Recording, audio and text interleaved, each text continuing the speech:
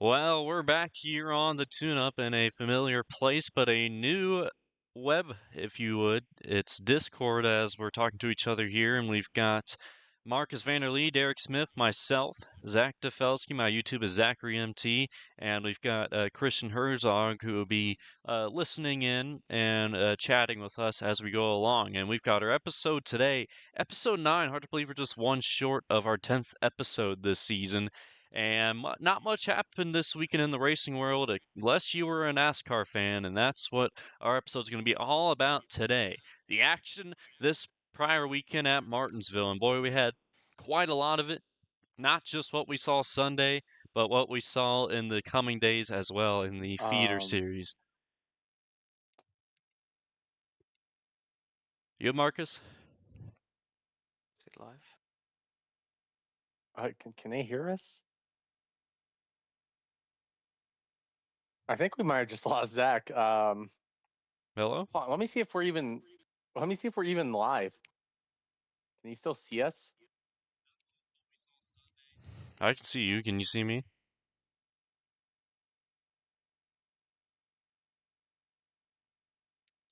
So it looks like on Zach's end, he could On see and hear Zach's you end, so guys Zach fine, can but see we and hear cannot us. get Zach. Yeah, no, we have none of Zach. All right. Well,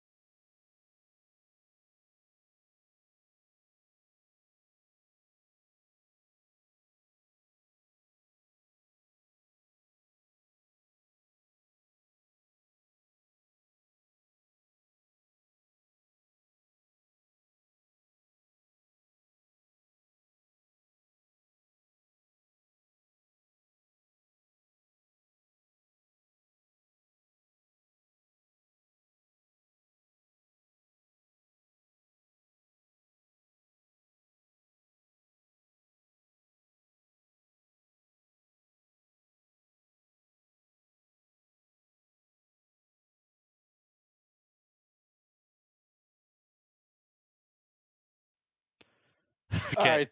I'm unmuted now. I think we're good.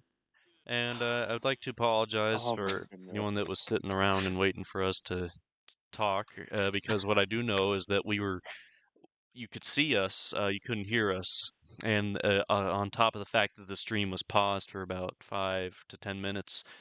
And now I'm going to continue to monitor. I don't have two monitors, two computers with me, but it looks like it's good on my phone. And we're going to try and get this episode rolling. We're going to try and talk NASCAR. That's what we came here to do. And we've hopefully got these technical issues behind us. Hey, now 8 episodes in, we hadn't had anything like this until now. I think that's pretty good. And even then, we got through it. It's not the worst thing in the world. So let's now put that behind us, and let me I reintroduce us, but we were muted on the stream. Let me do that one more time, and hopefully for the final time. I'm Zach Defelsky. You know me. My YouTube is Zachary MT, and I've got Marcus Vanderlee. He's wearing the McDonald's Bubba Wallace gear in the top right. I've got Derek Smith, top left. We have Christian Herzog listening in. He's the bottom right icon. Let's get this going. We've got some Martinsville racing to talk about, guys. And first of all, uh, like I appreciated the people watching, bearing with us, you guys as well. We got through it. Hopefully, none more of that happens. And let's dive right into it. We've already lost a bit of time. Let's get into the hot topic of discussion today, and that is the short tracking at Martinsville. And obviously we're here. We talk about the Cup racing, but there's definitely we're going to give time to whatever you want to call what happened on Saturday. But I want to start with that. Let's start with what I'd consider the good on Sunday, and that was a relatively calm, relatively uneventful Martinsville race. Now, of course, you had your instances of typical Martinsville short track racing and stuff like that, but for a Martinsville race, you had a pretty straightforward ending. A short track specialist dominated the way by the name of Denny Hamlin, got out in front, and that brand new sponsor of his, primary sponsor with Progressive, and he's gotten them their first win. First win at Martinsville for Denny Hamlin since 2015. Hard to believe he's gone that long without a win there. And so now that we finally got a chance to get down running with this, I want to hear your initial thoughts first with you, Derek. Well, first of all, I'm really happy that Hamlin won. He was my pick I chose last week.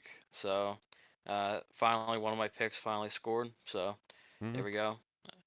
But yeah, it like you said, the ending was just kind of strange. You didn't see like any of those weird bump and runs in the final 10 laps or so. It was just like 50 laps or so to the end, and it was just overall just very straightforward finish. And I thought it was like a very average Martinsville race for Yeah, sure. but like I'll flip this to you, Marcus, too. What I want to say though is that I wasn't rooting for chaos. I felt like that was a much needed calmness, especially after what we saw the day prior. And not every NASCAR race is a barn burner. Sometimes you got to appreciate those track position races where the best car, best driver, essentially won. That's what we had there with Denny Hamlin on Sunday. Marcus, I'm curious what your initial thoughts are on the event. Well, first, Derek, do you have the picks written down? I forgot who I picked. I only have mine written down, unfortunately, for Shoot, myself. okay. Yeah. I don't know. I don't know if I picked any. I don't think I did though. I think I threw like Barry and Briscoe out there, and then like Allmendinger was my underdog or something like that. Well, Yeah, no. I remember I was shorted the short end of the stick when we made picks. We had like 5 different people making picks last time, and I think I picked Bubba Yeah. and stuff like that. But I wasn't too enthusiastic, although a Bubba Wallace pick ended up being pretty good. Wasn't a winner, but yeah. Yeah, no. Yeah. Racing wise, I mean, I think it's still it could have been a lot better. There could have been more passing, Mhm. but you get what you can with this package that we're given. So whatever. I mean, as a Kyle Busch fan, I was very happy with what I saw. I mean, I'm very confident in RCR now. 17th place at Martinsville, not bad. We're right there with his Previously teammate, it was right? like the 30s. hmm Hey, Yeah. he beat him this time. We're good. Yeah, I mean that's going to be something I want to spend some time talking about. We're going to talk about the short track product of next gen. It's not like it's never not been a talking topic with NASCAR here ever since 2022, but for now we're going to continue on with this, kind of focusing on Denny Hamlin. And I mean, dominant to say the least. It wasn't like just excruciatingly dominant. He was not the top dog from beginning to end, but once he got up front, he asserted himself and he never really left the front of the pack. It further feeds into the fact that we saw a traditional track position race at Martinsville, and in fact, a very track position-y race. One that felt like you could only slice through the field if you were on much fresher tires than others, which we saw some kind of off-sequence situations, whether it was staying out for stages and or if someone got spun like Joey Logano, he sliced through the field after getting fresh tires. We'll touch on that a little bit more, but Denny Hamlin, I think, is just a great example of someone that's a veteran, short track specialist, aforementioned, and he knows how to manage these tires. We know that Goodyear's been kind of altering their tire they bring to the short tracks in an effort to try and accommodate to the next gen and how it races, especially on these flat short tracks like Martinsville. They've been, I think, bringing a softer option that's been wearing more. We've been seeing the rubber buildup on the race cars and on the racetrack. And Denny Hamlin, man, he showed why he is a veteran and a future Hall of Famer, albeit with no championships, but that's been the only thing you can ever hold above him. And he put together a classic ass spanking, I guess. I think you could call that one. I'm curious. I mean, do you think that was an ass spanking? Oh yeah, it definitely was. How many laps did he lead? Like two, like at least half the race. Oh yeah, 273, I think was the exact number. it was a matter if he got out front. He wasn't up front at the beginning. Once he got up front, though, he stayed there. Yeah, that makes it a career win 55 for Yeah, him. he tied Not Rusty many, Wallace, I believe. yeah, not many people right now currently in NASCAR are up towards that marker. So, definitely very proud to be a Dane Hamlin fan, if you're one in this Kyle Busch is time. above that marker, Mhm. What? How many does he have? Do you know? 63. Well, actually, Okay. no, 64 if we count Daytona last year. Hmm. I like to be delusional and pretend like the 2 to go lap was actually the last lap. I like to be delusional about that. Mhm.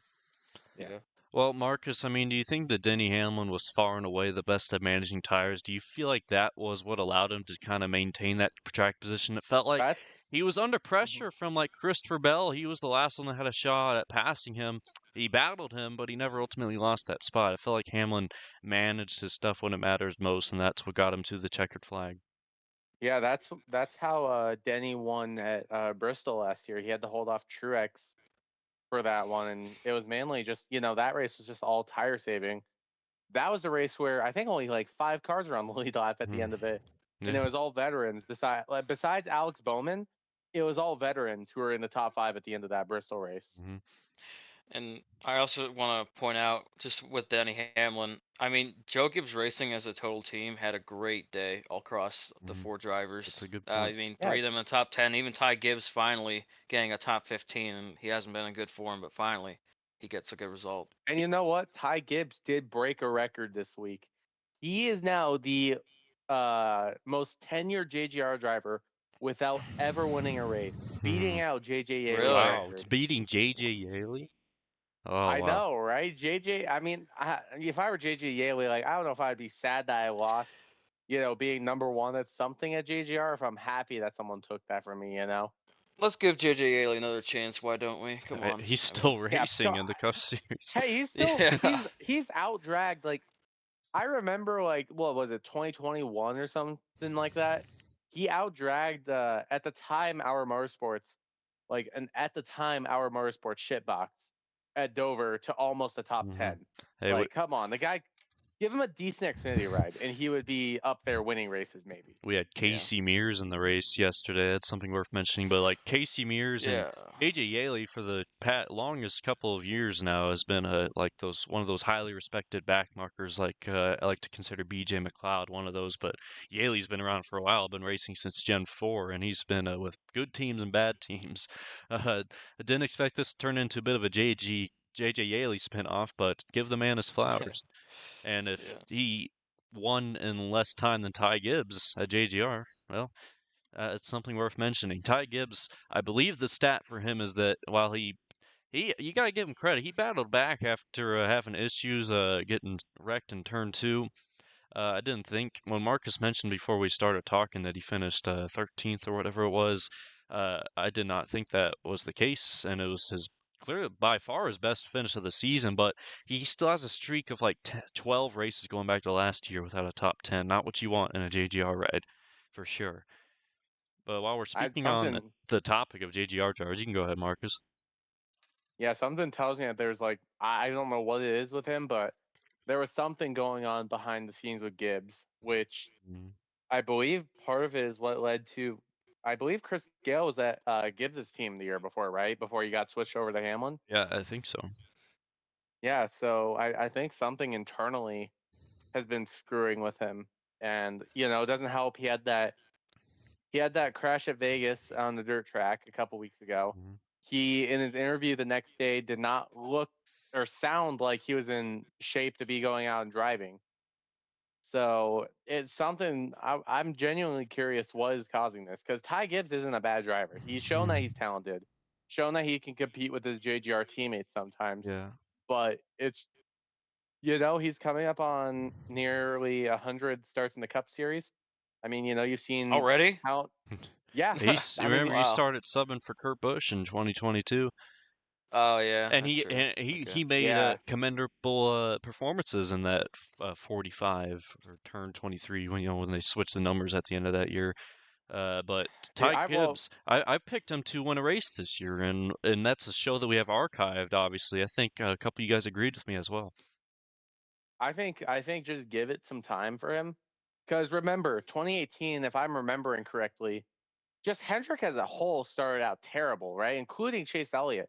They started horrible in 2018, and then by Chevrolet the time middle of the 2018 year wasn't came, even a good year for Chevy. I don't think the Camaros it took doesn't help forever. that one. It doesn't help. It doesn't help for Chevy that one of the two winners they had was Austin Dillon. I'm Yeah, just saying. I think when if I remember right, 2018 you had Dillon win the 500, God forbid, and then And then you had the Camaros that couldn't win races forever.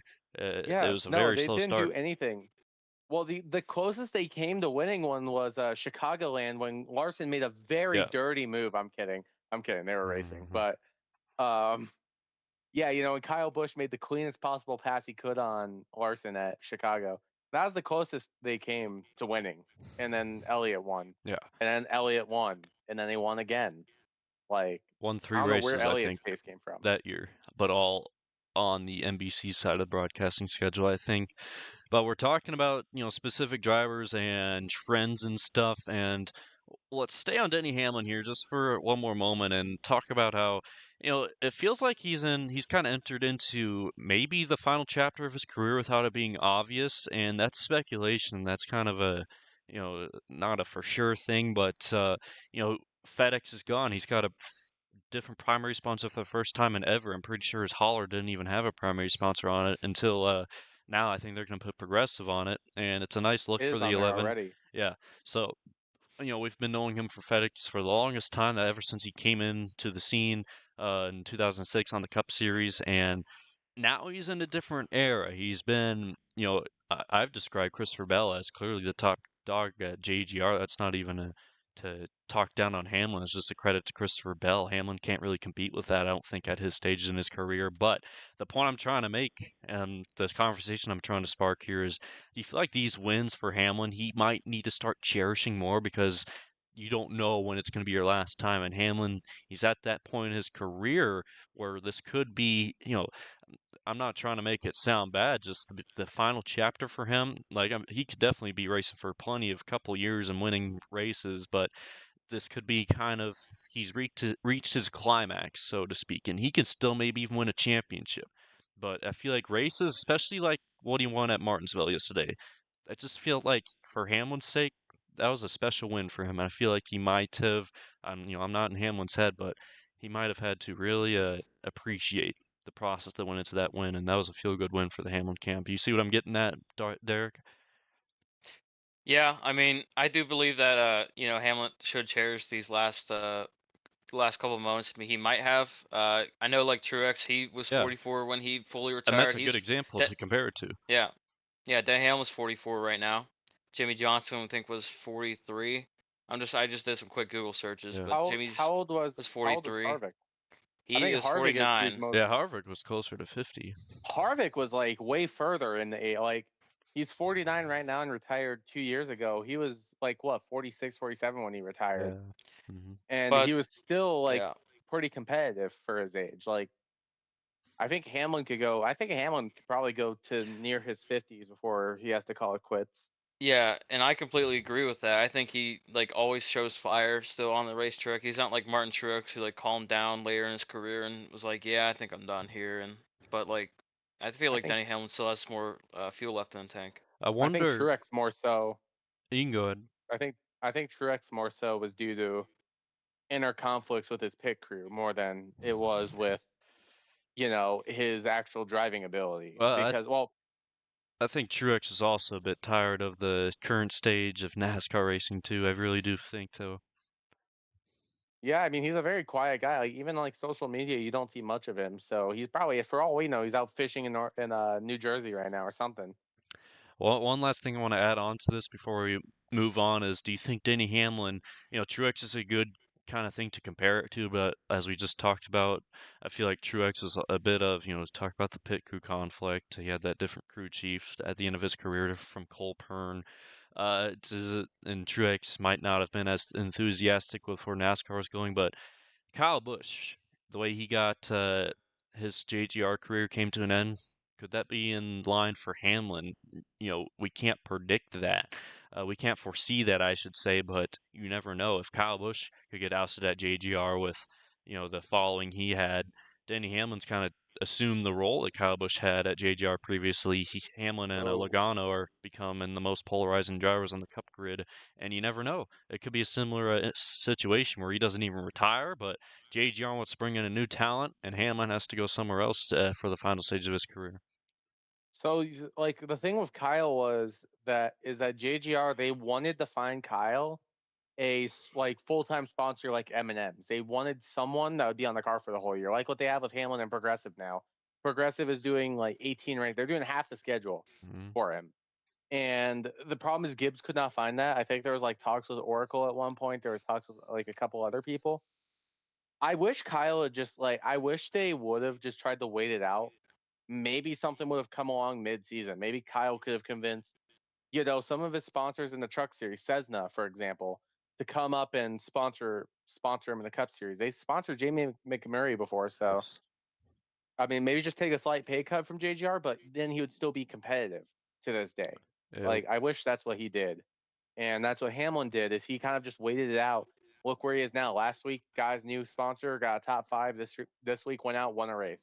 Yeah, that's So that's big for the new sponsorship deal too. Progressive getting early return on investment. It'll be interesting to see as we leave this conversation behind, how will Progressive and Hamlin kind of mesh together, and how long will that carry for? Will it carry for to the end of his career? We'll see how happy Progressive is. But focusing on individual drivers, and one that's been very hot as of late and has been knocking on the door with back-to-back top fives, and he's sitting pretty good in the points as the driver representing Marcus's outfit today. That's Bubba Wallace. With another top 5 at Martinsville, he was right there, finishing behind the battle for the lead and restarting up front there in the final couple of restarts. Looked good, and I was thinking going in, you know what? Martinsville's not a bad track for Bubba Wallace. I could think of him making some noise there. Believed, did he have a truck win at Martinsville, I want to say, or he something? had two truck. He had Yeah, two truck wins. I He knew. had one in the 54 and the 34 truck as well when he did the Wendell Scott scheme. I knew I was thinking of it, right? So Martinsville's a good track for Bubba Wallace, and so in that sense, it's not surprising to see him get another top 5, but it is noteworthy now when he's gotten 2 consecutively strung together, and he's starting to put together a couple runs. And aside from bad luck at Las Vegas and stuff, Bubba Wallace has arguably been more of a threat than Tyler Reddick this year. So far, we're still in the early stages, but he's been making a lot of noise, and he's been more so closer to more wins than his teammate, who has been really doing well at 23-11 ever since taking the 45. But Bubba Wallace came out and has come out racing really good in 2025, and we'll have to see how this keeps up. I'm not sure about Darlington as a racetrack for him. Actually, I think that could be a sneaky good track for him. Do you see He the got pole momentum last year. continuing? Yeah, that's what I just thought of when I was thinking of that. So I'll ask you, Marcus, do you see the momentum continuing, and how long do you think before he breaks back into the win column? Well, let's see. What's our next few tracks? Talladega comes up. Yeah, that's good. If he doesn't do what he did in 2023, I'm thankful he did what he did in 23, by the way. If he doesn't do that again, maybe he gets a win there for sure. Trying to think of other tracks here. Kansas is coming up. He's won there before. Yes. 2311 is really good there. Look for there. Darlington, I just don't think this is going to be his week. If anything, it'll be actually his teammate, Tyler Reddick. Yeah. But you just look at all these tracks coming up. even Charlotte's coming up. I believe he was actually pretty quick there before as well. I think of 2022, he was quick there and was out of the race because of a stupid DVP rule that they had. So, yeah. I think the mile and a halfs, Derek, are sneaky good for Bubba Wallace, any mile and a half track. But I mean, do you think that he's going to continue to carry this momentum? I feel like is the bad luck maybe behind him? And you can control some of your luck, but you can't control a lot of it in stock car racing. And we'll have to see how this continues to go for Bubba Wallace. Do you think he's going to race into the playoffs with a win or on points, perhaps? I really don't know, Zach. The way I see it is that a NASCAR season is similar to a baseball season. Yep. You got 162 games in a baseball season, and although 36 weeks in NASCAR doesn't seem that long, it still acts like the MLB in a way. Yeah. So you always have your hot days or hot series, and then you have your weak series. And right now, Bubba Wallace is in his hot series. So, but for him he could probably find another win. I'd say just a win this year, maybe two. Uh, to at least make the playoffs, but I don't know. I think he probably won't make it far because Reddick's a top dog at his team. So Hey, he was that's my close. thoughts He on was that. like he was a couple good laps away, and he was like a couple good laps and Chase Briscoe not existing away from making it to the round of 8 in 2023, Yeah. 24. He almost won Texas, and that was like 23, I It think. was mainly because well, he had the biggest overtime merchant in NASCAR right now behind him, as well as the Mhm. fact Chase Briscoe wanted to pull a strategy and try and see if he could make old tires work. Which, to be fair, in his defense, Austin Dillon did it before. I don't see why he couldn't have tried it. Yeah. Um, like I think Bubba can make it to the round of 8 if he actually does well enough. Yeah. He even had it not been for what was it? I think he got wrecked at the end of the Roval race in 2022 when he was subbing for Kurt Busch. He was still going for the owners championship. That's why he was doing that. He would have made it to the next round, but he lost a couple spots because he either got turned or something went wrong. Not like he would have gone far though, because he got suspended after Yeah. Vegas. But yeah, like when you talk about 1.5 mile track, Zach, I like Kansas is a sneaky one. I mean, he got a win there before. Uh, and I've been to Kansas in real life once, and he did. I'm pretty sure he did well when I was there for that one. His So yeah, 2022. I think 2022 yeah. he was actually he could have won both of them in 22, but he had a bad. That was when he had the notoriously bad pit crew on his side, Yeah, that's so he wasn't usually able what to capitalize. that was one thing that's been holding him back. But uh, Bubba Wallace, he's just the driver that we're focusing on this particular episode. He's been making very notable noise. I feel like this could be said for Bubba and any driver that's knocking on the door, like Alex Bowman, who's been stringing together a lot of good runs outside of a Ryan tough Priest. deal. Ryan Preece looking for his first career NASCAR Cup win still. Uh, my point is this next gen car, and I'm just going to continue to call it next gen, whether it's politically correct or not. What do you call it? Gen 7. I think it rewards drivers that are in the position to win more often than not. Eventually, it'll reward you for the win. You just got to continue stringing together good runs, and we saw it. This next gen rewards parity. It keeps these teams more competitive than ever. We saw it in the inaugural year in 2022, the amount of different winners, and so I feel like that's going to be a continuing factor going forward. These drivers that are putting themselves in position, they're going to be rewarded sooner than later. I think that could be the case for Bubba Wallace this year. I do have him winning at least a race before the playoffs, if not more than one. And so, I mentioned next gen in my closing argument right there on Bubba Wallace's situation, and how about the next gen racing product, something that we've continued to talk about ever since its inaugural year, and a tough deal for the next gen, controversial one, is its short track racing product. Once again, it was a conversation, excuse me, that just gets ignited after a Martinsville race that we described at the top of the show, a calm, relatively uneventful one. Uh, One that did feel like heavily favored track position. I felt like any drivers that were on the same strategy could not really go and pass too many drivers, if any, in front of them. We didn't see, if any, comers and goers in that entire second half that was led by Denny Hamlin. And I have no problem with a race that's dominated by a driver that's clearly deserving of that top spot and one that spanked the field. And I feel like that race was heavily rewarding towards the drivers that ran the best and were the fastest. But it sparks that conversation again. The next gen short track product, and it seems particularly on these flat tracks, it's always a bit iffy. And you know, is it holding back some short track excitement? Because I don't get excited.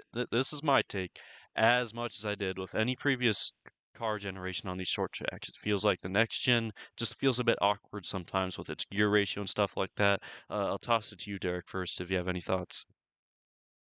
Well, in terms of short track racing, I like a boxier type of car in my opinion. Like maybe not next gens for Martinsville, but like go back to like around 2016, maybe around that time when it was a different generation, and because they would take bumps in a weird way, and I like that, prefer that a lot. Mm-hmm. But like in terms of like general NASCAR, I really like the round type of body shape because these next gens, in my opinion, are way too square, Yeah. and it just looks like I'm looking at a box going around circles. So, uh, like a very roundish type of car, all the way around.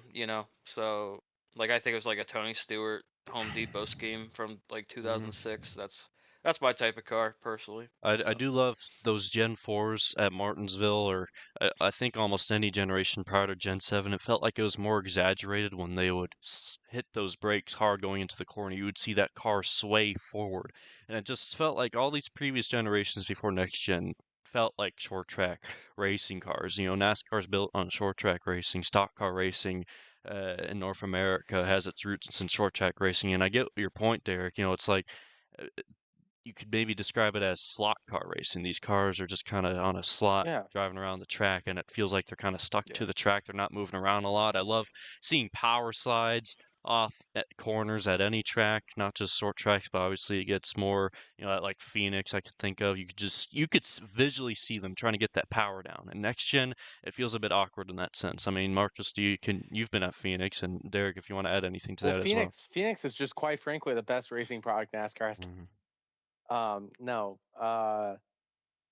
I feel like there's definitely a big difference. I mean, the Phoenix I used to know back when I went between, I would say, like 2013, 2017, that was like, I feel like one of the best eras of Phoenix. You always had something happening. It Yeah. doesn't matter what. You always had something going on there. And then, like, the last race they did there on the old layout in 2018, I don't really remember much from it. I'm going to be completely real. All I remember is Kyle Busch finished second to Kevin Harvick in, like, Skittles heat car or something like that. Hmm. No, you just used to see them just duking it out as much as they can. The dogleg wasn't as wide as it is now. Turns 3 and 4 back then, that was your last ditch effort you could make if you're trying to go for the win. You don't have that anymore. All you get at Phoenix is like, as long as you survive 1 and 2 now, you're fine through 3 and 4, and that's like, oh well, unless you're Alex Bowman. But then again, like, I just feel like Phoenix hasn't been the same since they reconfigured it. I think that's one of the big problems with it. They can't do much now because of they've already torn everything out of there. That's already where RVs park Hmm. now. But yeah, going back to Martinsville now, I think the big thing NASCAR needs to test, and All-Star Race is their notorious test race. Remove the underbody, make the gear ratios where there's only 4 gears at North Wilkesboro. Do not allow a fifth gear. Take away the fifth gear thank you. Yeah, all together. yeah, Do they I even say use even the change fifth up. gear at Martinsville? I'm pretty sure they do. You can always hear them in car. Or I think it's like, You sure it's no, I not think third to fourth? Martinsville, it's fourth, you drop the third, and then in Ross Chastain's case, you shift up the fifth going Yeah, into turn 3. I think they like mentioned, like Kevin Harvick jokingly pointed out, that's the only person that's ever used fifth gear. I could be wrong, but I don't think fifth gear is widely used at Martinsville. Even in iRacing, it's like that. Like, you don't have a fifth gear at Martinsville really. Like, it's there in the car, but it doesn't work. In iRacing at North Wilkesboro, they took out fourth gear or fifth gear entirely. There's only 4 gears in the next gen there. and it makes the racing product, in my opinion, a lot better around North Wilkesboro. Yeah. Granted, that's like the older version of it, like from like it's based off 1987, whatever. I think they just need to take out the underbody, no dirty air, take out. I'd say put weaker brakes on, put like something similar to the braking system the Gen 6 had, because Yeah. that's where you saw all the mistakes coming in. Like now the next gens, the brakes are perfect, and that's ruined. I feel like that's ruined a lot of the racing product. You know, you could just hit your mark every single time without problem. You don't even see. I don't know if you guys know this. I don't see brakes go anymore on short tracks, and Yeah. that's a problem. Different wheel too. That might They not help. they yeah, and like I hear announcers always saying, use less brake as you can, and it's like, no, more brake. I want to see all the red glowy stuff. Yeah, I mean, I really do think we're collectively making a good point here, talking about different things and what we think about the short track product of next gen.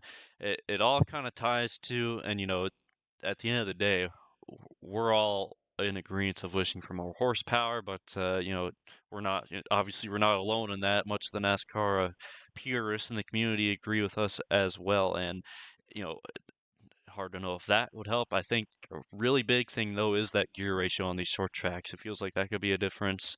You make it a traditional four gearbox again, four and drive, and it's just it's just awkward, and that's what we're trying to get to the bottom of here. We've talked about our different points of view on it, and the next gen, it doesn't look like pure stock car racing on a short track. It feels not the way it should be. And I'm lacking broader vocabulary on this, but we've made good points here, and I liked each of what we had to offer to this. So while we're on the topic of racing and uh, specifically with Oh boy. Martinsville, we want to talk about something we kind of alluded to earlier before we get into Saturday, Xfinity, and about the tire fall off. We've been constantly seeing Goodyear experiment with this, low profile tire that they have with the next gen car and figuring out ways to adjust to the racing, particularly at short tracks. And we saw the biggest adjustment at Bristol Spring last year with the extreme tire fall off. Now we've got this softer tire that wears pretty noticeably, it seems, at these short tracks, or at least with Martinsville yesterday, we saw that rubber build up. We saw it build up on the sides of the cars, and we saw a clear difference between drivers on old tires and drivers on new tires. So the kind of question here is, how do you rate the Goodyear tire performance? Do you think it's in a good place with what, Goodyear can't control that what NASCAR gives them with the next gen racing product. They can, however, try to adjust the tire performance, which can in turn affect the racing a little bit. So, Derek, how do you feel like the tire fall off affected the race strategy in Martinsville? It affected it decently. As long as they're not popping tires or not wearing at all. I mean, if it's right in that sweet spot Yeah. somewhere between the like 25th and 75th percentile, I'm fine with it. And I believe that's what that tire basically demonstrated in this Martinsville race. You know, like you said though, the track position was a big problem. We talked about that earlier, and Yeah. yeah. So I mean, I really don't know if I was in NASCAR shoes how to like fix the racing to be perfect like that. Yeah, exactly. And I mean, it's noticeable because we saw stage strategies. I can think of Bowman when he stayed out to get stage points for one of the stages there, and he fell back. Clearly couldn't compete with the fresher tires. Logano, I think, as well.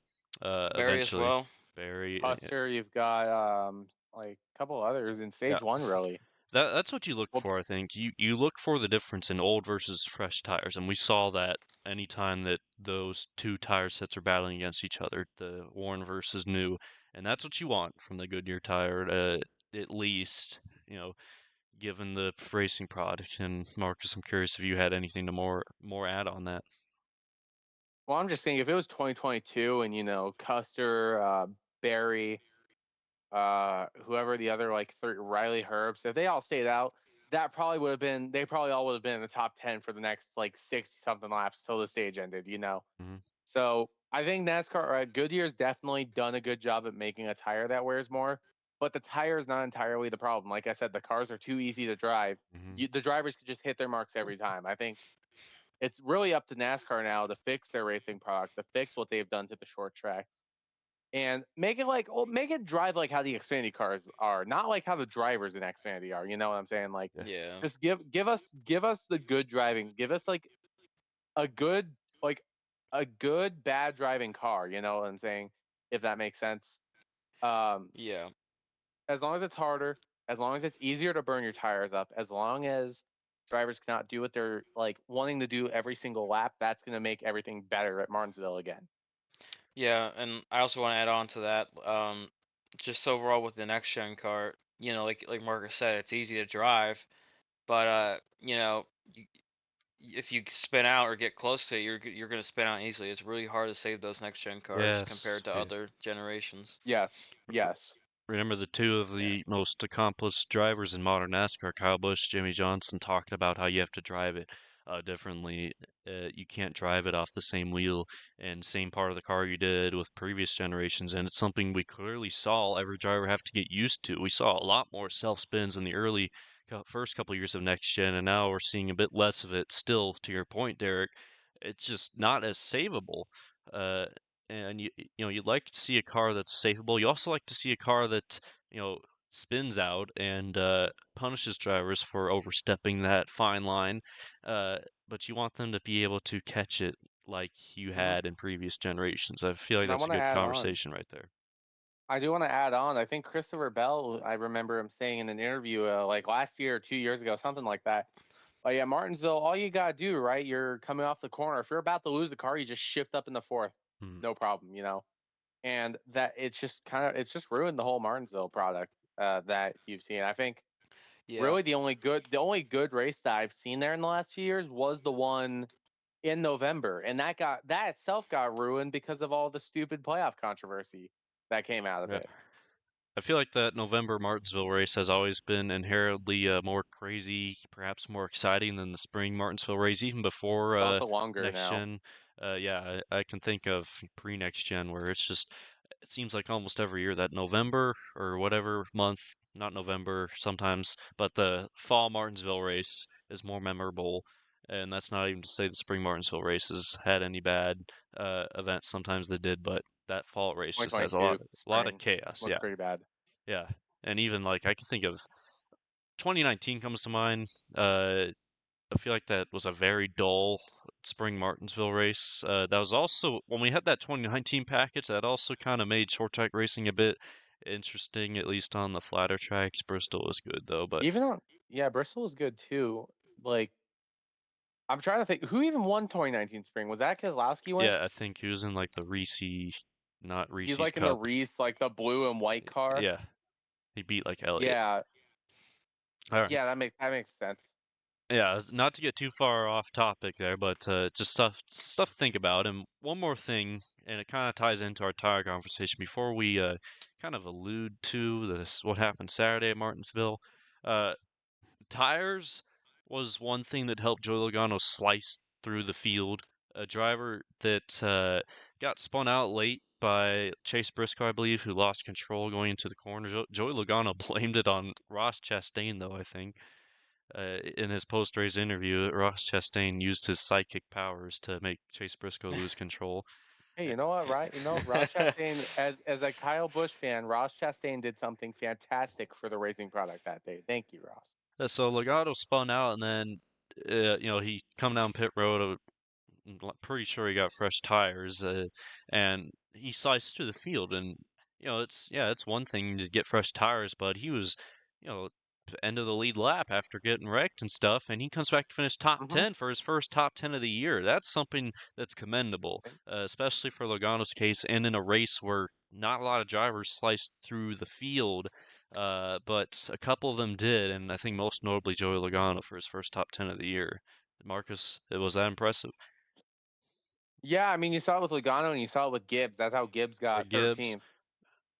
I think was Um, Ryan Preece off seek or I uh, think no, Ryan Priest is on the same strategy as everyone. He got into like the top 10 around stage 2. I was like, he had me worried in stage 1 because he was running like 30th, and I had him in my fantasy. He had me worried, and then he came out of nowhere. Like, okay, cool, I'll take it. Yeah, no, I think everyone pretty much besides Logano and besides Gibbs were on the same strategy. Yeah. So But Joey Logano, who would have thought that'd be his first top 10 of the year? I mean, it looked like he was going to have another tough finish after getting spun and comes back. I didn't even, when I saw the results, like, oh, holy crap, he finished top 10. Joey Logano looking for momentum here. He's actually not even uh, the worst driver at Penske in the points by a long shot. I think I looked at the points today. Austin Cindric is like just doing awful. He's had bad hold luck on, himself. And yeah, we might hold want to on. pull this up. I think I'll pull. Cindric Hold was on. down in the NASCAR. 30. Not that we're talking about Cindric. No, Cindric's not. He's not in the 30s. He's not that low. Where is he, in the 20s?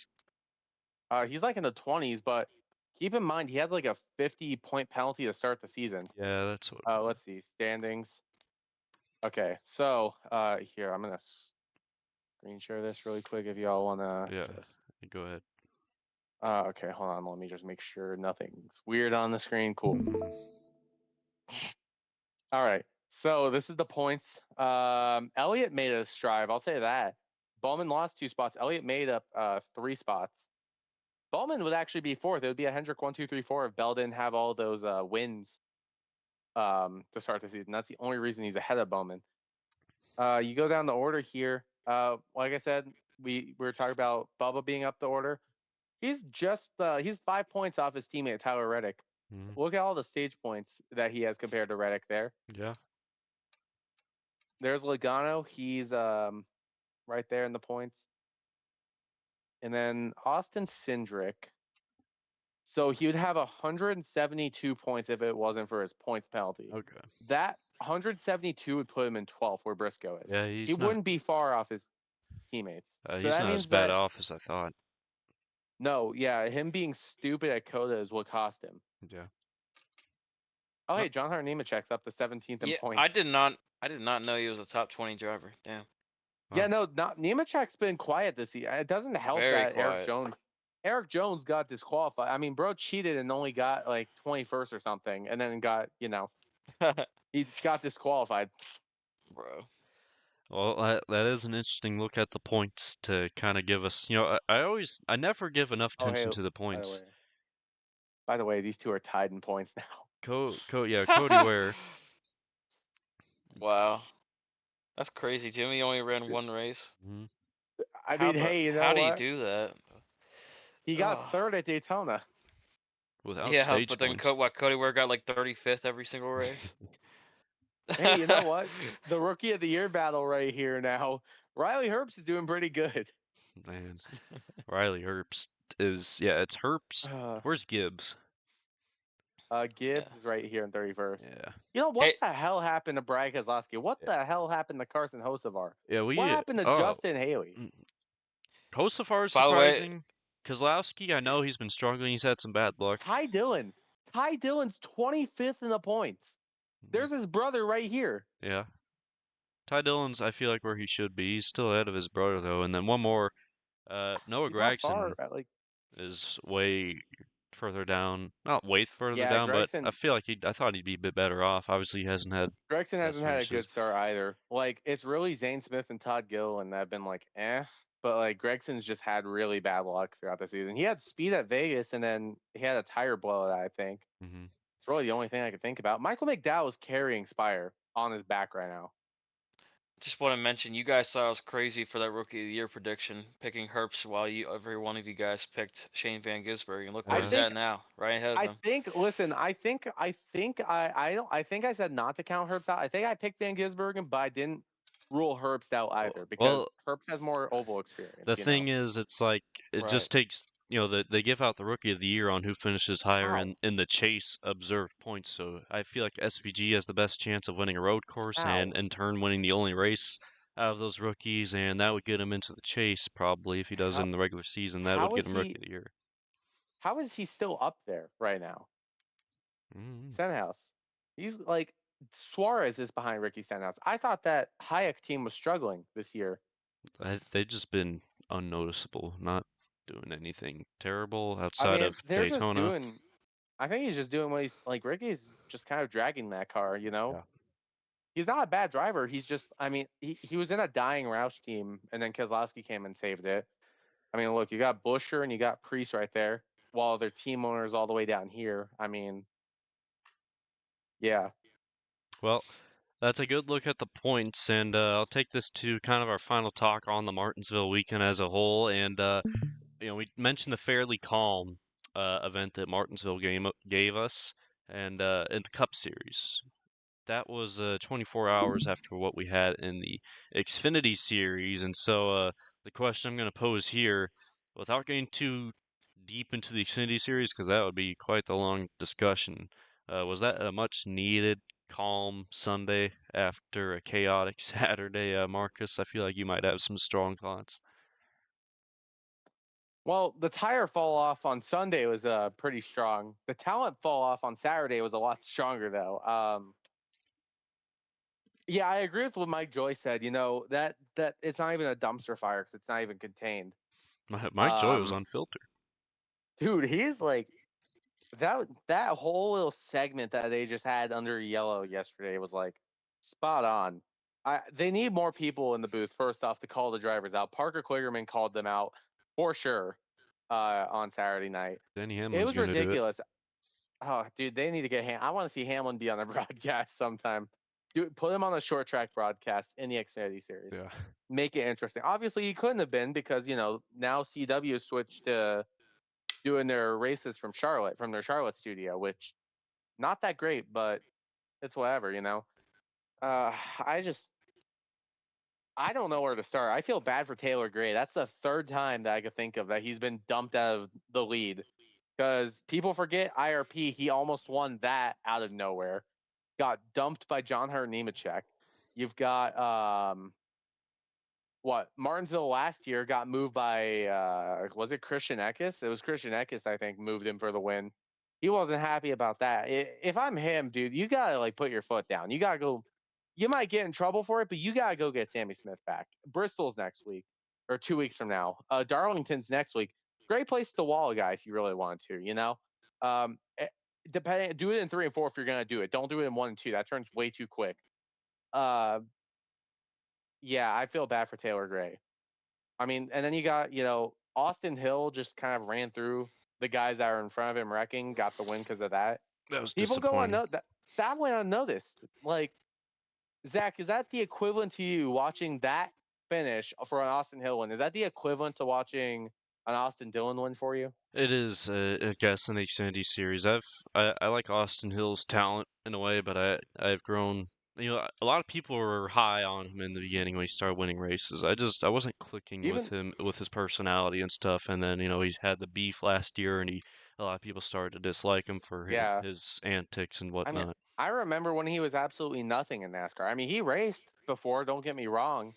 But he was racing for Young's Motorsports, I think it was. I remember seeing him in the NASCAR Heat 3, NASCAR Heat 4 games racing for Young's. Yeah. 2020 comes around and Hattori gave him a ride. I think it was 2 years removed from what was it? 2020? I don't know. It was a couple years removed from uh Brett Moffitt's championship. They hired him, he started winning races and stuff. I mean, blown motors both years are what got him out of the playoffs. He has talent. It's not you cannot deny that he has talent. It's just he gets himself into stuff so much, especially what he did to Christian Eckes. I mean, he felt like he got moved, basically shot Christian Eckes into Jesse Love, ultimately shooting him into Carson Kvapil. And then Carson Kvapil thought that Jesse Love just sent him and hit him under the yellow, and that ended up ruining Jesse Love's car.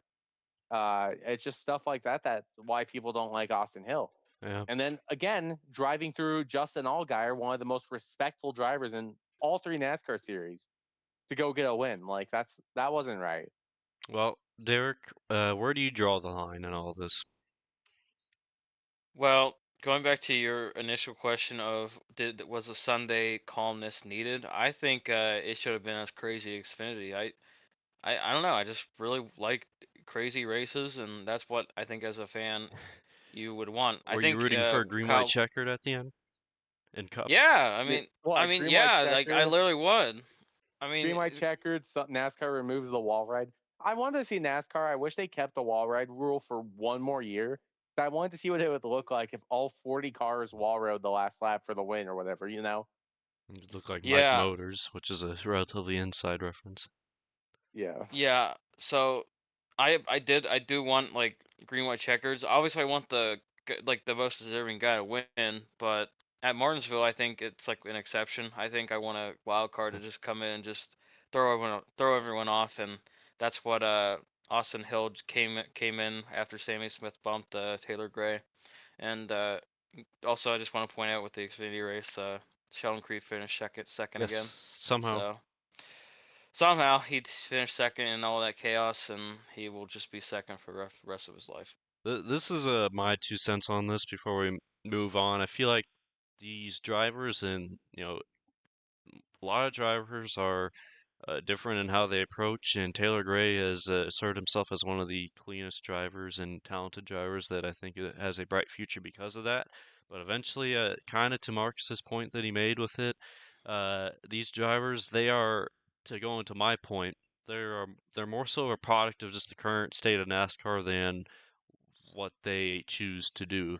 They make these choices and they do some of these desperate things, and I feel like that's partially just because of what NASCAR is nowadays. You have Eric Almirola, a renowned Cup driver, with a lot of Cup experience, who's now in Xfinity, and you could argue he set a precedent for do whatever it takes to win, and that's a Cup guy doing that in Xfinity when you did that at Phoenix a couple weeks ago. And Hmm. so now these drivers, not just to say that that's just Eric Almirola setting a precedent, it's NASCAR and the win in your in system. These drivers know that you can just do whatever it takes, and as long as you get to the checker flag first, you're into the playoffs or you're into the next round. Austin Dillon. You go back to Yeah, that. I mean, there's no difference what Sammy Smith did to Taylor Gray from what Austin Dillon did to Logano, except for the fact that maybe the Austin Dillon move was a little more popular because of who he wrecked. yeah, yeah. It's a good point, and yeah, it's not like it's the first time we've seen something egregious like this across any of the three NASCAR series as well. This is only fresh in our mind because it just happened. Eventually, a couple years from now, it won't be a hot button issue. It'll be something that you can kind of think back to, but even a couple weeks from now, that'll eventually be a topic that kind of blows over. But I feel like in this season, we're going to have a reminiscent situation in which we're going to revisit that discussion again. We'll see when that happens. That does conclude our conversation on the happenings during the Martinsville weekend. That leaves us with the chance to rate the race. We're focusing on the Cup race at Martinsville, and well, I don't mind kicking it off. I will pull up the format here. Ah, my phone's dead. Damn it. The format's in the Uh, topics list. I always have to just yeah, remind It's myself of the three things. excitement, racing product, finish. All right. So excitement for me at Martinsville. I mean, I gotta be just honest with this. I liked what Martinsville gave because it was a genuine race, track position, no, tomfoolery. While Derek wanted the chaos at the end, he feels like that should have been a gimme with Martinsville. I'm not the same way. I did not mind the race finishing that way, but I can't say it was exciting because of the way it finished. So I gotta give the excitement a 4-7. And then racing product and finish, is that the other two? yep. All right, racing product for me, that's also not something that's, I was adamant that I after the finish of that race yesterday, I wasn't feeling too it felt empty. I wasn't feeling too happy about what I watched. In this next gen is just constantly a work in progress with a short track product. It feels awkward watching these short track races, at least on the flat ones, and the racing product for me is a 5-1. And then the finish, standard finish. Not every finish is going to be a barn burner, a run to the end where it's a battle and the closing laps photo finish. I don't want to be too mean on this one. I'll give the finish a 6-5. And that is a 5.43. That's probably your lowest rating of It the year right probably there. is, yeah. I feel like we've had a I lot of think, good races that have had yeah, that excitement factor. Martinsville did not have that for me. uh, It's not a terrible race because of that, but I did, like I said, I, I had some questions after watching it yesterday. I felt like it was Yeah. it wasn't the best. So, Marcus, you want to go next? Yeah, excitement wise, I mean, it wasn't crazy. It was probably like the least crazy race of the year Yes. for me. I'm gonna give it like a 6.9 in excitement. Um, let's see. Racing product, like a solid 7.2. It wasn't crazy. It was absolutely needed for something calm. I'll take take that. Finish was like a 3. Or actually no, I'd say like I'll up it a bit. Finish was like a 6.5 because it didn't end under a green white checkered You and went there from was a no chaos. you went from a fucking 3 to 6.5. What the hell? Yeah, Come hey, on. I had that. It's only a little bit of an upgrade. That's like okay. Yeah. All right. You get a 6.86, Inflation, Marcus. what is it? A 6.6? 6.86. If you had a 3, it'd probably be like in the 5s, but yeah. And can you check what it would be with a 3 really quick? Yeah. What, 17? 5.86. That would have been Zach's rating, I think. Wow. Okay, that leaves me to go. Yep. Oh boy. Excitement. We'll start off with. I gave it a 6.2. I thought it was overall more exciting to watch than how the racing product was, in my opinion. And the racing product for that, I put a 5.1.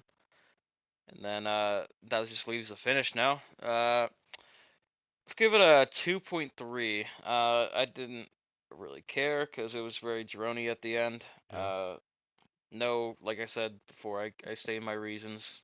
No, not enough chaos for the finish. Very drony. So that puts me at 4.53. So that was my lowest rating for sure. Yeah, and that's just we can't pretend that it deserves a 10 out of 10. Not to say that the race was terrible, but it had its flaws, and it's not like you can say the race was exciting if it wasn't.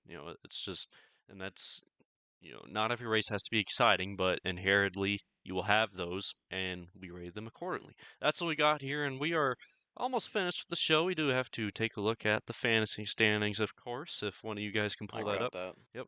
Okay. Appreciate that, Derek. I got that. Really quick, do we want to mention anything F1 before we go into fantasy?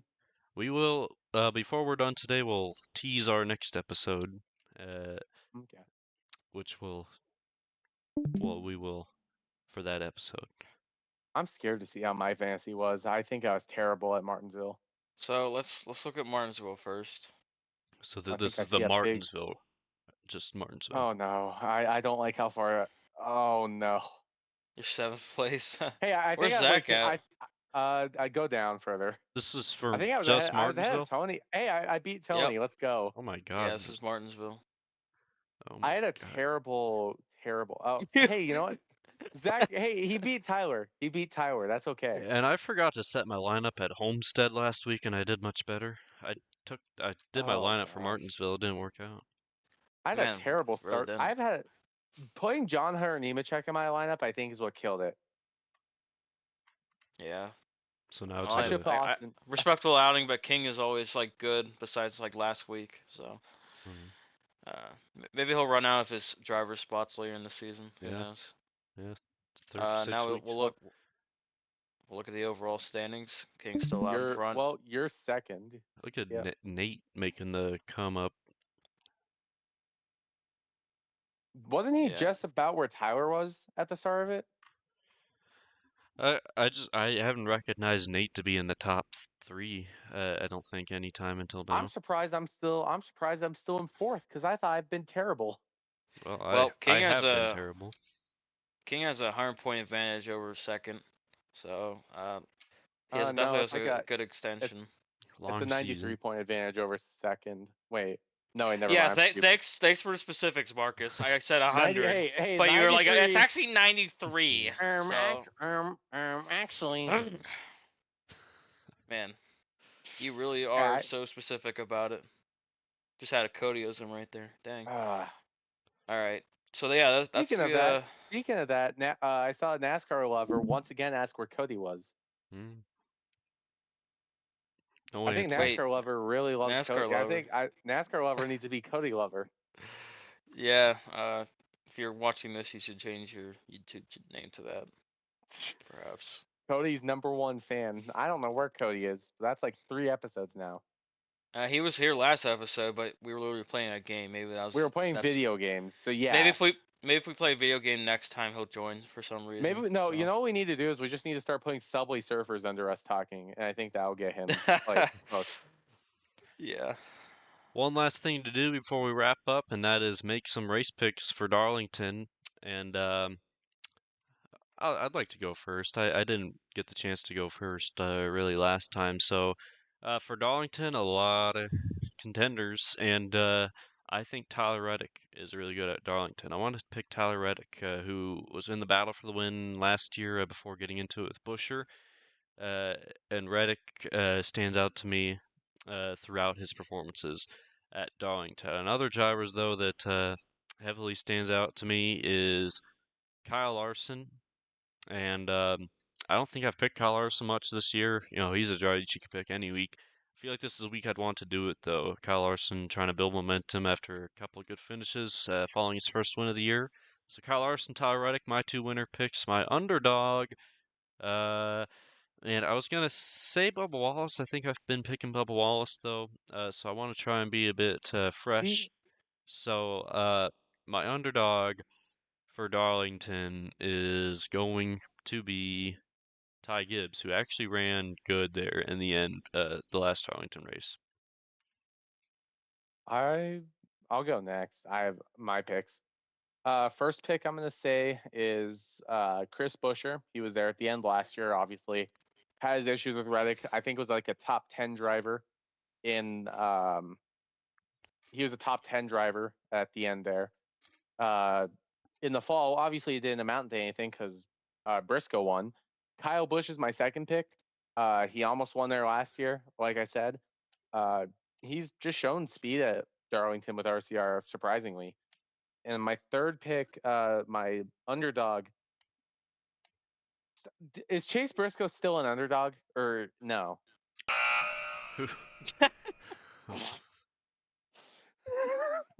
Yeah, Chris, that scared me. I had an answer, Okay, but I'm not gonna say it anymore. Shoot. That's your answer. Yeah, he's not, dude. Thanks, Chris. Well, shoot, I don't know. Who's good there? Michael McDowell. I'll just say him. We'll see what he does. Okay. All right. That leaves me to go.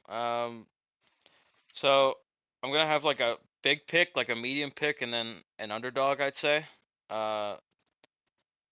The medium pick, I don't even know if you consider him an underdog at this track, but my big pick here is gonna be Denny Hamlin. I think he can go 2 in a row, continue that streak. He's been historically good at Darlington. He won there in 2017 as well. Yeah. Yeah, so he has a history there. Like Zach said, I think Tyler Reddick is gonna be a actually I'm not gonna go Tyler Reddick. My next pick is a normal pick. Eric Jones is gonna be my next I like normal that pick. pick. Actually, yeah, Because that makes sense. I think he won more than once at Darlington, right? Yes. He's a 2-time Southern 500 winner, both of which are at the expense of Kyle Busch both times. Oh yeah, thank you, Kyle Busch. Yeah, No. I know. Yeah, but sure, yeah, all right. But that's why kind of a mix up there. Not an underdog, but a main driver for me there. And then my actual underdog pick. Let's go with one of those front row guys. Let's go with Zane Smith. Why not? Just for some variety. All right. For Gits and Shiggles. I respect. All right. That brings us to the end of episode 9 of the Tuna. We appreciate you joining along. We appreciate Christian Herzog listening in, and especially appreciate Derek Smith and Marcus Vanderlee for being here every single show of the year so far. We got episode 10 on deck, and before we leave, a slight schedule change this for the next show. Not a schedule change, just a special edition of what we're doing on the Tune Up Next. Instead of coming to you next Monday, I'm unavailable that day. We're going to come to you Wednesday of this week, or if not Wednesday, another weeknight, Wednesday or after, and we're going to do a Darlington paint schemes review and maybe touch on some other stuff for what would likely be a bit of an abbreviated episode, one that I wouldn't think would go an hour long, but we'll see. We're that would just be fun. We're gonna rank paint schemes and stuff, and you'll want to join along. That'll be a good way to kick off the throwback weekend ahead of NASCAR at Darlington. So keep an eye out. I'm expecting Wednesday at about 8 or 9 p.m. Eastern, that time slot, and we'll be here streaming it. And until then, Derek Smith, Mark Sander Lee, thanks for joining along. I'm Zach Tefelsky. Zachary MT is my YouTube. Apologies for the technical difficulties, but we got through it. And until next time, take care. Goodbye, everyone.